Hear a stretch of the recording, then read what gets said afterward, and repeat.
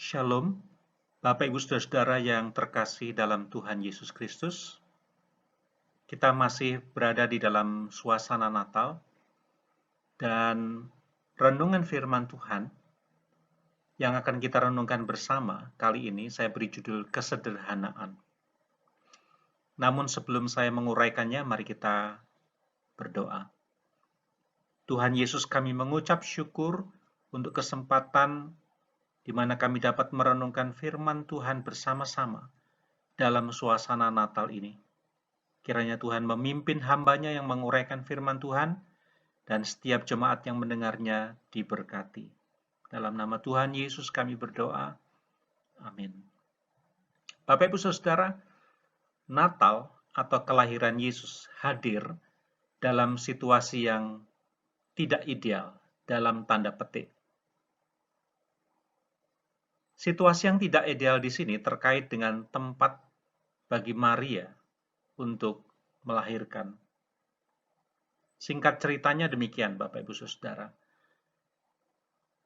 Karena ada satu perintah dari Kaisar Agustus, maka masing-masing orang mengikuti sensus di daerahnya masing-masing. Maka Yusuf dan Maria, di mana Maria saat itu sedang mengandung, melakukan perjalanan dari Nazaret ke Bethlehem. Ketika tiba waktu untuk bersalin bagi Maria, mereka mencari tempat penginapan, tetapi mereka tidak mendapat tempat di rumah penginapan. Menurut Lukas pasal 2 ayat yang ke-7. Sekali lagi Lukas pasal 2 ayat yang ke-7, di bagian akhir dikatakan bahwa tidak ada tempat bagi mereka di rumah penginapan. Bapak Ibu Saudara, apa maksudnya penginapan di sini?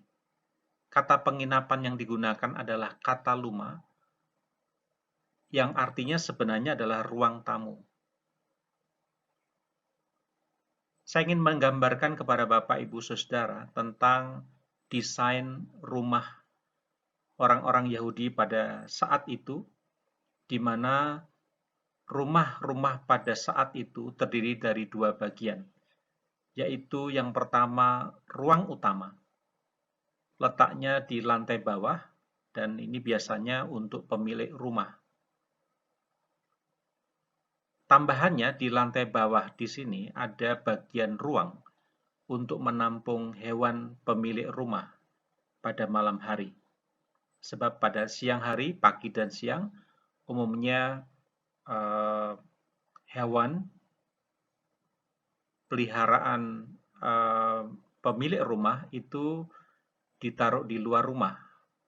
Tetapi pada malam hari, untuk menjaga keamanan binatang dari suhu ekstrim maupun binatang buas atau menjaga supaya tidak dicuri orang, maka binatang peliharaan tersebut itu diletakkan di ruang bagian bawah. Nah, di tempat untuk menampung hewan peliharaan ini juga untuk menampung hewan dari tamu yang bermalam. Apabila tamu bermalam datang menggunakan keledai atau kuda, maka pada malam itu kuda atau keledai tersebut diletakkan di dalam rumah tersebut, di bagian ruang bawah yang sudah diatur khusus untuk menampung hewan. Itu di bagian utama, di lantai bawah. Kemudian ruang berikutnya adalah ruang tamu. Itu letaknya di lantai atas. Nah, ini yang disebut sebagai kata luma, yang diterjemahkan tempat penginapan atau rumah penginapan. Sebenarnya adalah ruang tamu, yang di dalam desain rumah itu letaknya ada di lantai atas. Pada waktu Maria dan Yusuf,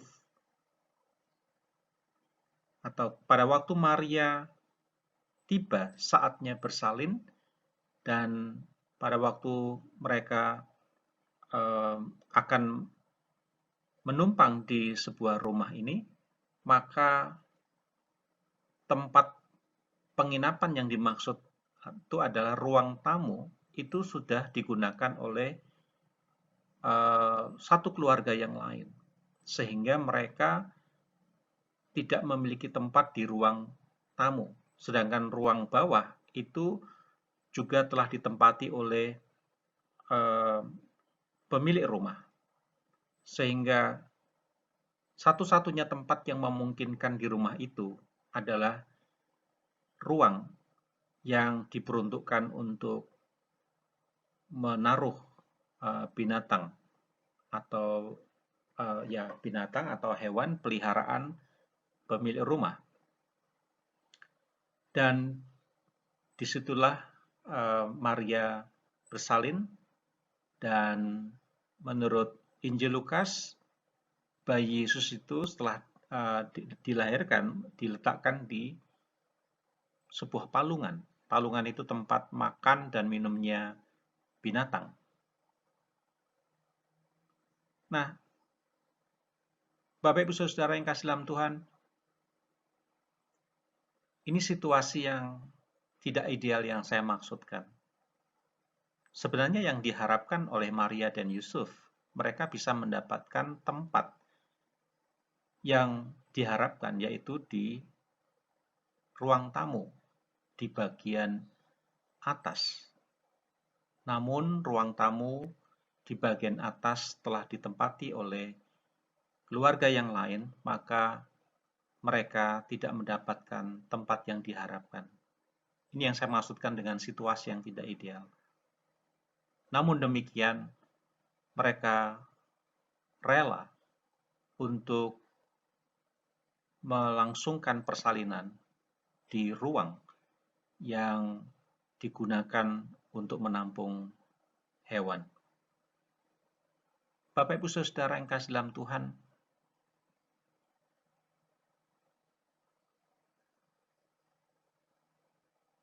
apa yang dapat kita pelajari dari situasi yang tidak ideal bagi Maria untuk melahirkan bayi Yesus? Saya kira yang dapat kita pelajari atau refleksi yang dapat kita ambil, kita petik, yaitu Natal atau kelahiran Yesus itu hadir dalam kesederhanaan. Kalau kita ingat palungan, kita ingat di mana bayi Yesus diletakkan di atasnya. Palungan itu adalah tempat makan dan minumnya hewan. Bapak Ibu Saudara yang kasih dalam Tuhan, kesederhanaan itu memungkinkan kita bisa lebih berempati pada mereka yang hidupnya sederhana, seperti gembala-gembala di padang. Mereka gambaran dari kelompok masyarakat pada zaman itu yang sangat sederhana. Kita juga dapat belajar melalui refleksi ini, Bapak Ibu Saudara, bahwa dengan kita memilih hidup di dalam kesederhanaan, maka kita jauh lebih akan mampu atau akan jauh lebih mampu untuk berempati pada mereka yang hidupnya sederhana, bahkan lebih sederhana daripada kita. Itu tentang penerapannya bagi hidup kita. Kita pun bisa memilih untuk hidup sederhana, supaya kita bisa lebih berempati pada mereka yang hidupnya sangat sederhana, atau lebih sederhana lagi daripada kita. Kalau penerapannya dalam perayaan Natal, saya kira kesederhanaan ini memungkinkan kita untuk bisa atau lebih mampu untuk bisa menghayati bagaimana Maria melahirkan di tempat yang sederhana. Dan Maria membaringkan Yesus juga, bayi Yesus, di tempat yang sederhana, yaitu di sebuah palungan. Jadi dengan merayakan Natal secara sederhana, kita jauh lebih bisa menghayati kelahiran Yesus secara lebih nyata, lebih dekat dengan situasi yang terjadi pada saat itu. Kiranya renungan firman Tuhan ini akan menolong kita untuk memilih hidup sederhana, memilih untuk merayakan Natal dengan cara yang sederhana, karena dengan demikian kita akan jauh lebih mampu berempati pada orang-orang yang jauh lebih sederhana hidupnya daripada kita, dan kita jauh lebih mampu untuk menghayati Natal yang memang hadir dalam kesederhanaan. Kiranya Tuhan memberkati kita sekalian. Mari kita berdoa. Kami mengucap syukur untuk renungan firman Tuhan yang dapat kami ambil sebagai suatu pelajaran untuk kami terapkan dalam hidup, untuk kami terapkan dalam merayakan Natal. Kami dapat memilih hidup maupun merayakan Natal dengan cara yang sederhana.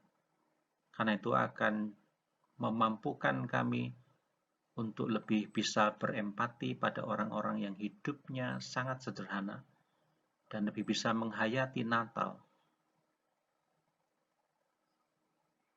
yang hadir dalam kesederhanaan pada zaman itu. Kami mengucap syukur, berkati jemaat Tuhan sekalian, berkati segala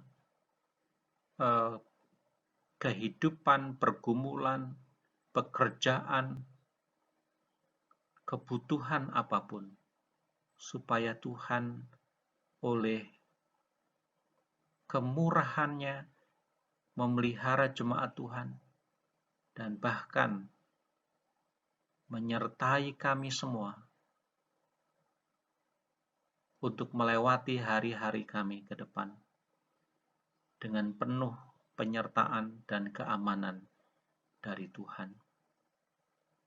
Bapak Ibu Saudara yang kasih dalam Tuhan, kiranya kasih karunia, damai sejahtera dari Allah Bapa, dalam Yesus Kristus Tuhan kita, oleh Roh-Nya yang kudus, kiranya mengaruniakan damai sejahtera-Nya dan menyertai kita sampai selamanya. Amin.